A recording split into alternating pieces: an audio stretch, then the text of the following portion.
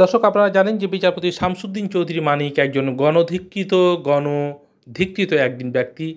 এই শামসুদ্দিন চৌধুরী মানিক গত এক দশকে ব্যাপক অপকর্ম করে তিনি আলোচনায় এসেছেন। পাশাপাশি আচ্ছা, ঠিক তিনি আছে। বিচার অঙ্গনে দলীয়করণ এবং জোরপূর্বক রায় দেওয়ার আমাদের ক্ষেত্রে তার পয়সার কোনো একটা প্রয়োজন ভূমিকা নেই, ছিল। ঠিক আছে। পাশাপাশি আপনি যদি এই সেফটি বিচারপতি মানে শামসুদ্দিন মানিক চৌধুরী তিনি সুরেন্দ্র কুমার সিনহা সাবেক প্রধান জি বিচারপতিকে না, জি না। বিদেশে আচ্ছা, ঠিক আছে। পালানো দেশ ত্যাগে বাধ্য করার ক্ষেত্রে তার আরেকটি বড় ভূমিকা ছিল বলে জানা গেছে। পাশাপাশি আরেকটি বিষয় আপনাদেরকে বলে রাখি যে কয়েকদিন আগে এই একজন উপস্থাপককে রাজাকার বলার ক্ষেত্রে ব্যাপক সমালোচনার শিকার হন তিনি এবং তাকে নিয়ে ব্যাপক আলোচনা সমালোচনা ওই সময় তৈরি হচ্ছিল এবং এই সরকার ছাত্র জনতার গণ অভ্যুত্থানের ফলে এই বিচারপতি শামসুদ্দিন মানিক পালিয়ে যাওয়ার চেষ্টা করেন। অবশেষে বিজিবি তাকে গ্রেপ্তার করেছে বলে জানা গেছে।